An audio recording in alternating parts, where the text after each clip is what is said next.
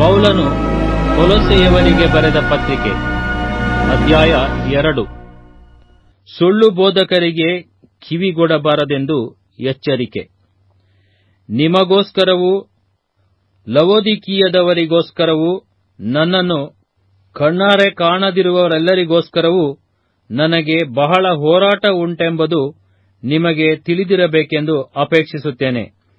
ಹೇಗೆಂದರೆ, ನೀವೆಲ್ಲರೂ ಪ್ರೀತಿಯಿಂದ ಹೊಂದಿಕೆಯಾಗಿದ್ದು ಬುದ್ಧಿಪೂರ್ವಕ ನಿಶ್ಚಯವೆಂಬ ಭಾಗ್ಯವನ್ನು ಪಡೆದು ದೇವರು ನಿರ್ಮಿಸಿರುವ ಮರ್ಮವನ್ನು, ಅಂದರೆ ತನ್ನಲ್ಲೇ ಜ್ಞಾನವಿದ್ಯಾ ಸಂಬಂಧವಾದ ನಿಕ್ಷೇಪಗಳನ್ನೆಲ್ಲ ಅಡಗಿಸಿಕೊಂಡಿರುವ ಕ್ರಿಸ್ತನನ್ನು ತಿಳುಕೊಂಡವರಾಗಿ ಹೃದಯದಲ್ಲಿ ದೃಢವಾಗಿರಬೇಕೆಂಬ ಕುತೂಹಲವು ನನಗುಂಟು.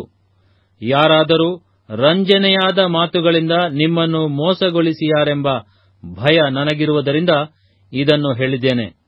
ನಾನು ಶರೀರದಿಂದ ನಿಮ್ಮ ಬಳಿಯಲ್ಲಿ ಇಲ್ಲದಿದ್ದರೂ ಆತ್ಮದಿಂದ ನಿಮ್ಮೊಂದಿಗಿದ್ದು ನೀವು ಕ್ರಮವಾಗಿ ನಡೆಯುವುದನ್ನು, ಕ್ರಿಸ್ತನಂಬಿಕೆಯಲ್ಲಿ ದೃಢವಾಗಿ ನಿಂತಿರುವುದನ್ನು ನೋಡಿ ಸಂತೋಷಪಡುತ್ತೇನೆ. ಆದದರಿಂದ ನೀವು ಕರ್ತನಾದ ಯೇಸುವೆಂಬ ಕ್ರಿಸ್ತನನ್ನು ಅಂಗೀಕರಿಸಿದಂತೆಯೇ ಆತನಲ್ಲಿದ್ದವರಾಗಿ ನಡೆದುಕೊಳ್ಳಿರಿ.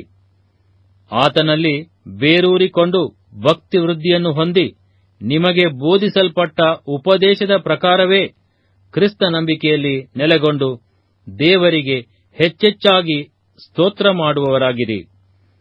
ಕ್ರಿಸ್ತನನ್ನು ಅನುಸರಿಸದೆ ಮನುಷ್ಯರ ಸಂಪ್ರದಾಯಗಳನ್ನು, ಪ್ರಾಪಂಚಿಕ ಬಾಲಬೋಧೆಯನ್ನು ಅನುಸರಿಸುವವರು ನಿಮ್ಮಲ್ಲಿ ಬಂದು ಮೋಸವಾದ ನಿರರ್ಥಕ ತತ್ವಜ್ಞಾನ ಬೋಧನೆಯಿಂದ ನಿಮ್ಮ ಮನಸ್ಸನ್ನು ಕೆಡಿಸಿ ನಿಮ್ಮನ್ನು ವಶಮಾಡಿಕೊಂಡಾರು. ಎಚ್ಚರಿಕೆಯಾಗಿರಿ. ಕ್ರಿಸ್ತನಲ್ಲಿಯೇ ದೇವರ ಸರ್ವಸಂಪೂರ್ಣತೆಯು ಅವತರಿಸಿ ವಾಸಮಾಡುತ್ತದೆ ಮತ್ತು ನೀವು ಆತನಲ್ಲಿದ್ದುಕೊಂಡೇ ಪರಿಪೂರ್ಣತೆಯನ್ನು ಹೊಂದಿದವರಾಗಿದ್ದೀರಿ.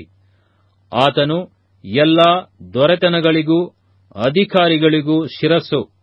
ನೀವು ಆತನಲ್ಲಿ ಸುನ್ನತಿಯನ್ನು ಹೊಂದಿದಿರಿ. ಈ ಸುನ್ನತಿಯು ಕೈಯಿಂದ ಮಾಡಿದ್ದಲ್ಲ, ಇದು ಪಾಪಾಧೀನ ಸ್ವಭಾವವನ್ನು ವಿಸರ್ಜಿಸುವುದೇ. ಇದೇ ಕ್ರಿಸ್ತೀಯ ಸುನ್ನತಿ.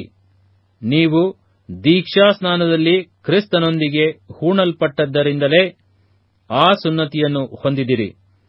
ಇದಲ್ಲದೆ ಆತನನ್ನು ಸತ್ತವರೊಳಗಿಂದ ಎಬ್ಬಿಸಿದ ದೇವರ ಸಾಮರ್ಥ್ಯದಲ್ಲಿ ನಂಬಿಕೆಯಿಡುವುದರ ಮೂಲಕ ಅದರಲ್ಲಿ ಆತನ ಕೂಡ ಎದ್ದು ಬಂದಿರಿ.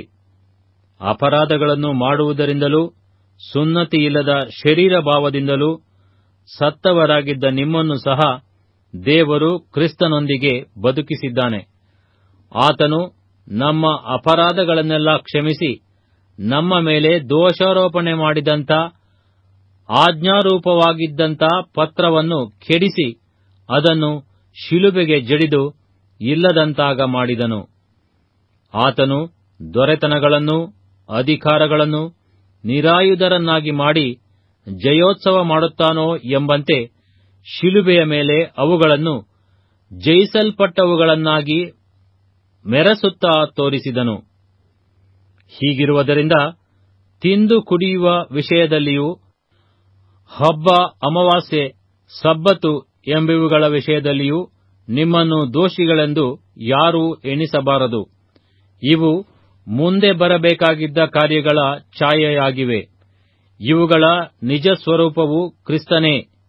ಕೆಲವರು ಅತಿ ವಿನಯದಲ್ಲಿಯೂ ದೇವದೂತರ ಪೂಜೆಯಲ್ಲಿಯೂ ಆಸಕ್ತರಾಗಿದ್ದಾರೆ.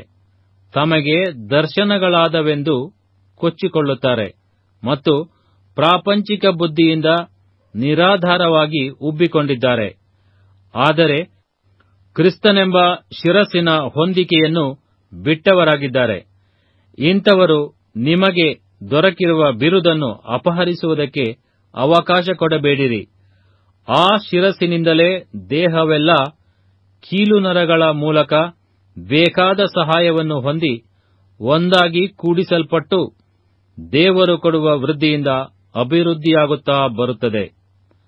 ಪ್ರಾಪಂಚಿಕ ಬಾಲಬೋಧೆಯ ಪಾಲಿಗೆ ನೀವು ಕ್ರಿಸ್ತನೊಂದಿಗೆ ಸತ್ತವರಾಗಿದ್ದ ಮೇಲೆ ಇನ್ನೂ ಪ್ರಾಪಂಚಿಕರಾಗಿ ಬದುಕುವವರಂತೆ ಮನುಷ್ಯ ಕಲ್ಪಿತ ಆಜ್ಞೆಗಳನ್ನು ಉಪದೇಶಗಳನ್ನು ಅನುಸರಿಸಿ, ಇದನ್ನು ಹಿಡಿಯಬೇಡಿ, ಇದನ್ನು ರುಚಿ ನೋಡಬೇಡ, ಅದನ್ನು ಮುಟ್ಟಬೇಡ ಎನ್ನುವ ನಿಬಂಧನೆಗಳಿಗೆ ನಿಮ್ಮನ್ನು ಒಳಗಾಗ ಮಾಡಿಕೊಳ್ಳುವುದೇಕೆ?